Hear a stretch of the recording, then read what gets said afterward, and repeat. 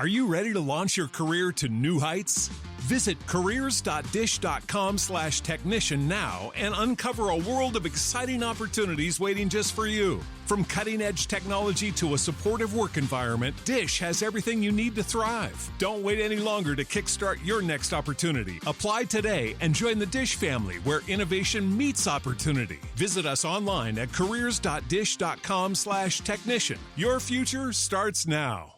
I'm so pleased to welcome back one of our most popular guests of recent weeks, and that, of course, is Bob Nardelli. I think most of you know Bob Nardelli. He's one of America's foremost businessmen in this country. He's a kind of serial entrepreneur. He's run amazing companies. He was at one time CEO of Chrysler. He was CEO of Home Depot. He was one of the executives at General Electric, and knows more about the economy than just about anybody in the world. So I wanted to get him on to talk about his insights about where we're at. Bob, thanks for joining again. You're one of my heroes. So let's get right down to it, though.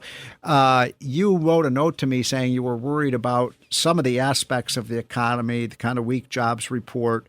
You said the PMI, Purchasing Managers Index, was down. Are we headed to a recession, in your opinion? Yeah. Well, first of all, Steve, the feeling is likewise. You're my hero. That's the nicest thing anybody said to me. I'm very flattered by that. So, thank you. I love to see you on air. You're so articulate and direct to the point. So, congratulations on all that. Yeah. Let me just say this, Steve. I a while back I was on air and projected, that interest rates would go to 10%. And the anchor, she almost fell off the chair. But as you and I both know, it did get to 9.1. So, as a person that lives in the trenches every day, 7 days a week, yep. I really feel I got my pulse on the economy. And you're right. When I look at the PMI, it's hard to break some of these old habits. Explain to people what the PMI is, if you don't mind. Yeah, so it's what you said. It's the Manufacturing Purchase Managers Index, right? And so it measures the volatility and the price and a whole bunch of inputs on what's happening out there. And if it falls below 50, that's bad. If it's above 50, it's kind of good, if I could simplify it that way. Right. And in looking at the numbers and talking to some of the folks there, they're saying we've been in a long contraction period of 18 months. Wow. So we've seen a contraction in the PMI. That's not good. I mean, I see it in my companies. That bubble of when we went to almost 10% inflation, Stephen, that doesn't go away. Those prices are embedded in our products today. So you can't start at the end of the line like the current administration wants to fix prices, because it just backs up. It just doesn't work. It would be a catastrophe. And usually on the expansion period, that's about a 35-month cycle. And we went through that 35-month cycle of expansion. And now I fear we're into this contraction period of 18 months. Now, why do I say that? Because, again, I'm a student of looking at jobs. We saw, Stephen, you know that. You saw 818,000 job correction. Yep. And then the following 2 months, we saw another 80-some thousand correction. Yep. I have a theory about that. I think when, the current president was still running for office, they had pounded their chest so much about creating all these jobs, they kind of had to bake the number a little bit. So you think they actually might have manipulated the number intentionally? Yeah, how can you be off 100,000 a month for 8 consecutive months? Right? Yeah, and by the way, if these were random errors, you'd have some months where they were too high and some months where they were too low. But when you have 10 out of 12 months where they're too high, that suggests there's something wrong with the way they're counting. Yeah, and again, not to be a conspiracist, but so all of a sudden a change in who's running for president.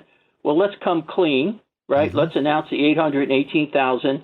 In August, they announced 75,891 job cuts. A lot of them were in technology, believe it or not. We're in manufacturing. We're in a number of different areas. But again, we're starting to see a lot of contraction. You mentioned about my time in Chrysler, so I'm very attuned to what's happening in the auto industry. The EV was yet another debacle by this administration. And you're seeing the fallout about that. Stellantis lays 2,500. Mary Bauer laid 1,000 people off on some of their advanced technology.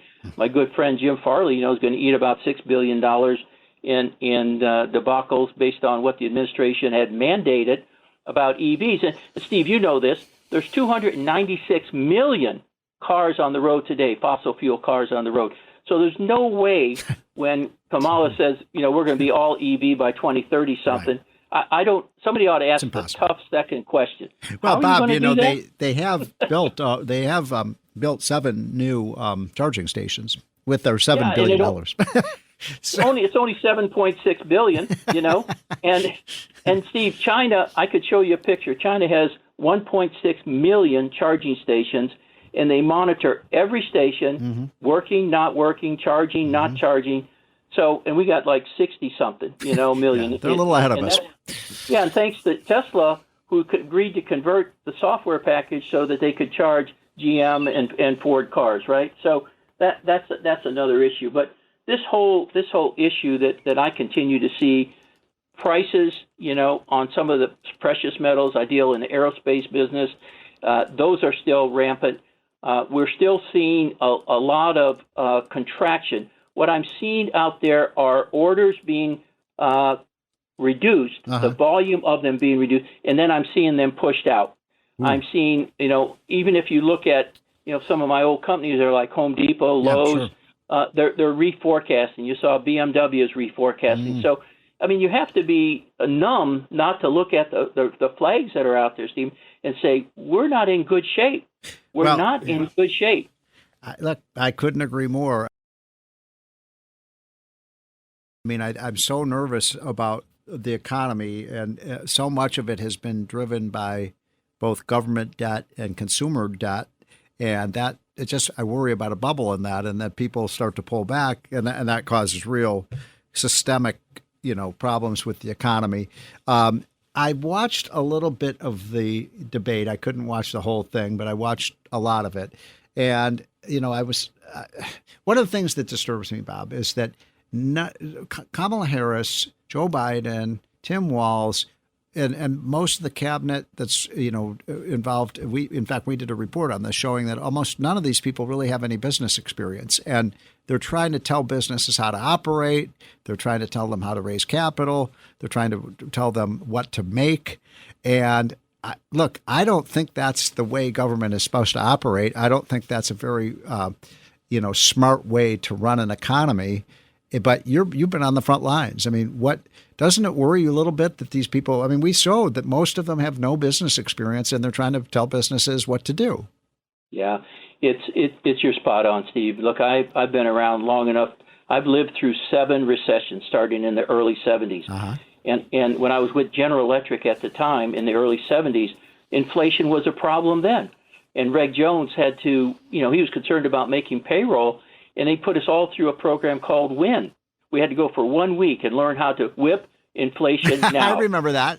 Remember that. I had a WIN button. Yeah.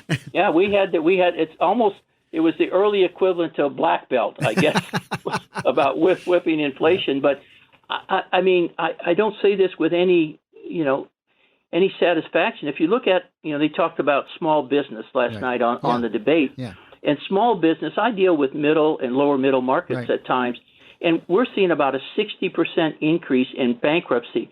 I'm seeing family-owned businesses saying, hey, I'm done. Even if I have to take a hit on selling this thing, I'm not sure from peak to valley, I'm not sure I want to live through the trench again, Steve, is what's happening out there. So it's terrible for the families. Look, it might be okay for private equity because your multiples are going to be around 3 to 5 versus 8 to 9. But you're going to be inheriting something that needs a lot of structure and may need additional cash infusion because cash will be a problem again. We look at receivables. A lot of companies are pushing out. Cash is becoming very tight. It's working capital that's been locked up. You can see now some of the major airlines are pulling back and consolidating inventory rather than keeping it dispersed in a variety of different mechanical centers or service centers. And so I just see it from every aspect out there. Everything that we're touching raises a concern. And the only certainty, is the certainty of uncertainty out there that we're having to deal with. and I don't know how many black swans we can prepare for, So Steve. one of those big concerns of mine is looking through Kamala Harris's tax plan. It's, as you know, it's $4.6 trillion over 10 years, the biggest tax increase in the history of the world. And as you know, most of those taxes are really aimed at the investors and our businesses. And so I've done some calculations in terms of raising the corporate tax, raising the capital gains tax, the dividend tax, unrealized capital gains tax. When you include the state and local taxes, as maybe I'm wrong, but as I run these numbers and you compound these taxes, you're talking about effective tax rates on investment that can get as high as 70%. And my question for you, Bob Nardelli, is who's going to invest in that kind of environment? Who's going to take the risk? Look, it's right around the corner, right? September 15th. So if you take the federal tax rate kind of up, is like 37%, right? Yep. And then you take the Obama snuck in another one of 3.8. Yes, that's right. So, yep. Right. So you're yep. You're at least 40.8. Yep. And then on a capital gain, put another 20 on top of that. Yep. And you're right. And you're right within the ballpark of what you just said. So it does raise the question. Do I really want to work this hard and put in that much time when I'm working for the man, right? Right. And so it does raise that question. So, and then she talks about that $50,000 tax credit for startups. Yeah, what do you think of that? Well, I think they need money. I'm not sure if you're not making money what a tax credit's going to give you, right. Stephen, yeah. right? Right. So I think that's a problem. I think, all of these taxes that they're talking about are disincentives, and we've seen this story before. I mean, you'll remember, I lived through the only time tax rate was retroactive under Bill Clinton. Oh, I remember that. Yep, I remember. He raised taxes and made it retroactive. Yeah. No one thought he'd ever do that, but they went back. What was it, 5 or 6 months, I think, Stephen, and raised taxes. Do you remember, by the way, I remember that I think it was the Treasury Secretary sold his stocks before the tax increase would take effect and avoided paying the tax because he had sort of the insider information that was coming. But it's pretty clear that taxes do affect the behavior of investors and businesses. I think, isn't that the bottom line here? Yeah, it is. It is. And the other thing, we're looking at a lot is this tariffs that go on, right? Yes. And I think as a course of policy, probably not good, but as a practice to bring people to the table, which President Trump did very effectively with China, he did. Right? Yes. So it's not carte blanche. Remember, there was a lot of exceptions made on steel with Brazil and some of the other places. So if they're used tactically, as opposed to a carte blanche, we're going to tariff the hell out of everything, that's not the right thing to do because you do see price increases on that. But if you're very targeted and you use it, again, as a tactic to bring people to the table, I think you'll see something pretty effective. And he's proof positive that's how he's used them in the past, Stephen. I think that's exactly right. So the final question for you, Bob Nardelli, and so appreciate so much on this weekend for you to take some time to join us. You talked about the high waves and the headwinds that we're facing, but do you think we can get out of this if we get the policies right and we sort of, as my buddy Arthur Laffer would say, twist those dials in the right direction? Do you think we can avoid the storm? Yeah. Well, I'll use this metaphor. I think the veins of our economy are under tremendous pressure. Right. If I can use the volcano analogy. Yes. And whoever gets into that White House, I think are going to, they're going to be facing a wrecking ball in trying to right the wrong that we've had the last 3.5, 4 years, Steve, if I can say it that way. So I hope whoever goes in there, well, I hope they're used to signing the front of the check, as you said, versus the back of the check, right? Oh, incidentally, one last thing, Bob, before I don't want to abuse your time, but I've been meaning to ask you. I mean, I really like this idea that Trump and Elon Musk came up with about this kind of idea of a efficiency anti-government waste commission. And I wonder what you think about that. Sign me up. Sign me up. I love it. Well, we will. I mean, we need, we need outstanding businessmen and women, people who run things, to look under the, lift that hood up, look and see what's going on, get the microscopes out. Because I'm telling you, as somebody who's lived in the swamp now for 30 years, there is abundant waste. I think we could easily cut $1 trillion out of this budget without jeopardizing the important services that our government provides. I really do, Bob. Steve, over the years, I've developed this process called Surge, where we go in and we just do a micro-analysis from everything on cell phones to, Right. I hate to say it, my biggest expense at Chrysler was that little blue pill on medical costs. And so unless you ask the question, you don't know what's going on. But I would put a tiger team on each of the cabinet positions, and I would just drill down, not to take their money away, but to allow them to cut costs, to reapply it to higher capital allocation with a better return on investment. Awesome. I think it's a brilliant idea, and I hope he's able to do it, Steve. Well, Bob, thanks so much for joining, and I've just signed you up for the Government Efficiency Commission because we're going to need all hands on deck if we're going to deal with this $2 trillion annual deficit. Bob, you're a national asset. Appreciate taking some time. That's Bob Nardelli, former CEO of Home Depot, Chrysler, and many other leading American companies. Janine Pirro here for Colonial Metals Group. Colonial Metals Group helps Americans protect their future with the most trusted store of wealth in human history, physical gold and silver. If you're retiring or retired, go to colonialmetalsgroup.com/Pirro for your free Janine Pirro Colonial Metals Group Retirement Protection Kit, or call 800-965-8004. 800-965-8004 now to receive a free home safe and up to $7,500 in free silver.